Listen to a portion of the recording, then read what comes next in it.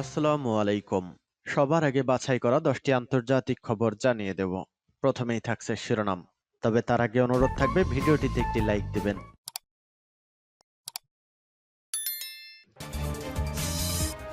জানিয়ে দিব হাতে থাকা সর্বশেষ আপডেট আন্তর্জাতিক সংবাদ।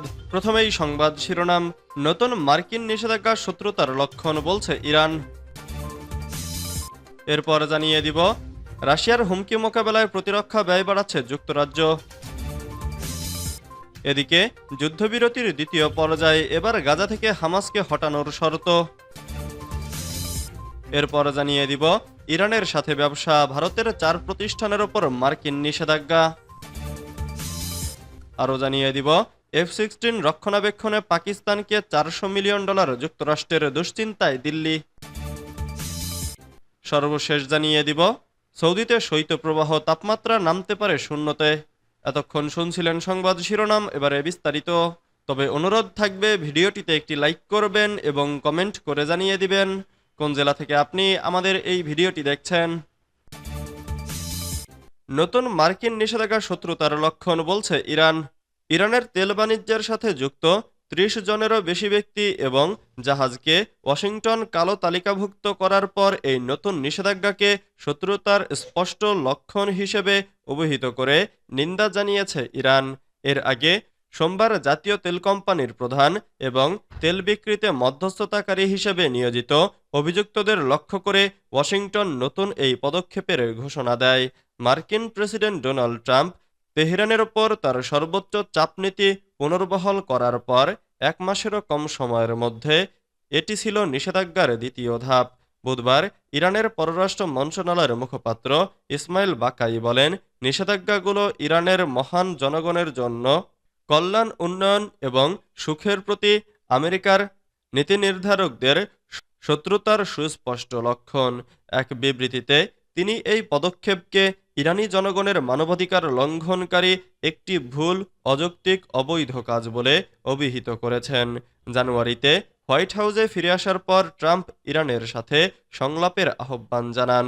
তিনি বলেন, ইরানকে তিনি একটি মহান ও সফল দেশ হিসেবে দেখতে চান। তবে সোমবার ইরানের পররাষ্ট্রমন্ত্রী আব্বাস আরাঘচি চাপ, হুমকি বা নিষেধাজ্ঞার অধীনে তার দেশের পারমাণবিক কর্মসূচি নিয়ে ওয়াশিংটনের সাথে সরাসরি আলোচনার সম্ভাবনা প্রত্যাখ্যান করেছেন। রাশিয়ার হুমকি মোকাবেলায় প্রতিরক্ষা ব্যয় বাড়াচ্ছে যুক্তরাজ্য। ব্রিটিশ প্রধানমন্ত্রী কেয়ার স্টারমার বলেছেন, রাশিয়ার আগ্রাসনের হুমকির বিরুদ্ধে নিরাপত্তা জোরদার করতে যুক্তরাজ্য 2027 সালের মধ্যে প্রতিরক্ষা ব্যয় বাড়াবে। রাশিয়ার হুমকি ইউক্রেনের বিরুদ্ধে মস্কোর 3 বছরের যুদ্ধ থেকে দৃশ্যমান হয়েছে বলে তিনি মনে করেন। মঙ্গলবার দেশটির পার্লামেন্টে দেওয়া ভাষণে এসব কথা বলেন তিনি। স্টারমার বলেন, প্রতিরক্ষা ব্যয় বার্ষিক $1700 কোটি বাড়ানো হবে। একই সঙ্গে বহির্বিশ্বের জন্য উন্নয়ন সহায়তা কাটছাঁট করে যুক্তরাজ্যের প্রতিরক্ষা খাতে জিডিপি বা মোট জাতীয় সম্পদের 2.3% থেকে বাড়িয়ে 2.5% করা হবে। স্টারমার আইন প্রণেতাদের উদ্দেশ্য করে বলেছেন, প্রতিরক্ষা ব্যয় বাড়ানো ছিল প্রজন্মগত প্রতিক্রিয়া এবং স্নায়ুযুদ্ধ শেষ হবার পর প্রতিরক্ষা ব্যয় খাতে সবচেয়ে টেকসই বড় বৃদ্ধি। তিনি বলেন, এটা প্রয়োজনীয় ছিল, কারণ রাশিয়ার প্রেসিডেন্ট ভ্লাদিমির পুতিনের মতো স্বৈরশাসকরা কেবল শক্তিতেই সাড়া দেয়। স্টারমার বলেন, আমাদের অবশ্যই ইউক্রেনের পাশে দাঁড়াতে হবে, কারণ আমরা যদি স্থায়ী শান্তি অর্জন করতে না পারি তাহলে অর্থনৈতিক অস্থিতিশীলতা এবং আমাদের নিরাপত্তার হুমকি কেবলই বাড়বে। যুদ্ধবিরতির দ্বিতীয় পর্যায়ে এবার গাজা থেকে হামাসকে হটানোর শর্ত। গাজায় যুদ্ধবিরতি চুক্তির দ্বিতীয় পর্যায়ে প্রবেশের জন্য 4টি শর্ত দিয়েছে ইসরায়েল। এতে ফিলিস্তিনি প্রতিরোধ আন্দোলন হামাসকে গাজা থেকে সরানোর কথা বলা হয়েছে। আর কয়েকদিনের মধ্যেই গাজায় যুদ্ধবিরতি চুক্তির দ্বিতীয় পর্যায় শুরু হওয়ার কথা। তবে দ্বিতীয় পর্যায়ে প্রবেশের জন্য 4টি শর্ত রেখেছে ইসরায়েল। যদি এই 4 শর্ত পূরণ না হয়, সেক্ষেত্রে চুক্তির প্রস্তাবিত দ্বিতীয় পর্যায় শুরুর ব্যাপারটি পুরোপুরি অনিশ্চয়তার মধ্যে পড়বে বলে জানিয়েছেন দেশটির জ্বালানি মন্ত্রী এবং যুদ্ধকালীন মন্ত্রিসভার অন্যতম গুরুত্বপূর্ণ সদস্য এলি কোহেন। মঙ্গলবার ইসরায়েলি টিভি চ্যানেল কানকে দেওয়া সাক্ষাৎকারে এ প্রসঙ্গে কোহেন বলেছেন, যুদ্ধবিরতির দ্বিতীয় পর্যায়ে যাওয়ার ক্ষেত্রে আমাদের 4টি শর্ত রয়েছে। ক 7 অক্টোবর এবং তার আগে যেসব ইসরায়েলি গাজায় বন্দী করা হয়েছিল তাদের সবাইকে মুক্তি দিতে হবে। খ উপত্যকা নিয়ন্ত্রণকারী গোষ্ঠী হামাসকে গাজা থেকে বিদায় নিতে হবে।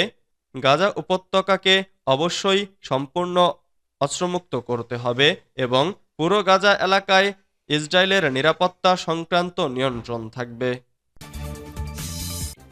ইরানের সাথে ব্যবসা, ভারতের 4 প্রতিষ্ঠানের ওপর মার্কিন নিষেধাজ্ঞা। ভারতের 4টি প্রতিষ্ঠানের ওপর নিষেধাজ্ঞা দিয়েছে আমেরিকা। ইরানের পেট্রোলজাত পণ্য বিক্রি ও পরিবহনের সাথে জড়িত থাকার অভিযোগে এ নিষেধাজ্ঞা দেয়া হয়েছে।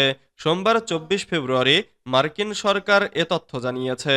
বিদেশি সম্পদ বিষয়ক মার্কিন সরকারের অফিস ও পররাষ্ট্র দপ্তরের দেয়া তথ্য অনুযায়ী ভারতের ওই 4 প্রতিষ্ঠানগুলো হল Flux maritime LLP, BSM marine LLP, Austin ship management private limited ও কসমস লাইন্স ইনকরাপশন। এই 4 প্রতিষ্ঠানের মধ্যে কসমস লাইন্স ইনকরাপশনকে ইরানের পেট্রোলজাত পণ্য পরিবহনে জড়িত থাকার অভিযোগে নিষেধাজ্ঞার আওতায় আনা হয়েছে। বাকি 3 প্রতিষ্ঠানের বিরুদ্ধে অভিযোগ, তারা ইরানের জ্বালানি তেল ও পেট্রোলজাত পণ্য পরিবহনকারী বিভিন্ন নৌযানের বাণিজ্যিক অথবা কারিগরি ব্যবস্থাপনার সঙ্গে যুক্ত।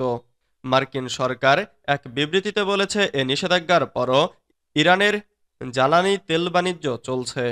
নিষেধাজ্ঞার আওতায় থাকা ইরানের তেল পরিবহনকারী ট্যাঙ্কারগুলো বন্দর এলাকার বাইরে নিষেধাজ্ঞার আওতায় না থাকা নৌযানে তেল সরবরাহ করছে। পরে ওই তেল বিদেশি ক্রেতাদের কাছে পৌঁছে দেয়া হচ্ছে। আঞ্চলিক অস্থিতিশীলতা সৃষ্টিকারী বিভিন্ন কর্মকাণ্ডে জড়িত ইরানের সামরিক বাহিনী এবং তাদের সমর্থিত বিভিন্ন সশস্ত্র গোষ্ঠীর পেছনে এ তেল বিক্রির অর্থ ব্যবহার করছে তেহরান। F-16 রক্ষণাবেক্ষণে পাকিস্তানকে $400 মিলিয়ন যুক্তরাষ্ট্রের দুশ্চিন্তায় দিল্লি। পাকিস্তানকে F-16 যুদ্ধবিমান রক্ষণাবেক্ষণের জন্য প্রায় $400 মিলিয়ন অনুদান দেওয়ার সিদ্ধান্ত নিল মার্কিন প্রেসিডেন্ট ডোনাল্ড ট্রাম্পের প্রশাসন। আর সেই খবর প্রকাশ্যে আসতেই বিষয়টিতে প্রমাদ গুনেছে নয়াদিল্লি।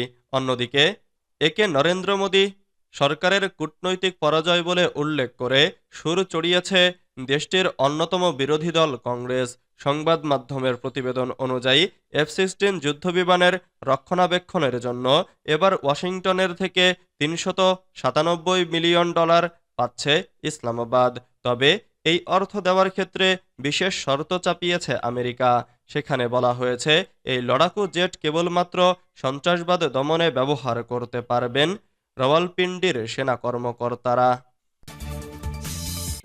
সৌদিতে শৈত্যপ্রবাহ, তাপমাত্রা নামতে পারে শূন্যতে।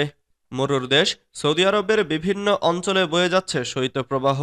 স্থানীয় সময় সোমবার থেকে শুরু হওয়া এই শৈত্যপ্রবাহের ফলে দেশটির উত্তর ও মধ্যাঞ্চলের বিভিন্ন জায়গার তাপমাত্রা হিমাঙ্কের নিচে বা 0 ডিগ্রিতে নামার শঙ্কা তৈরি হয়েছে।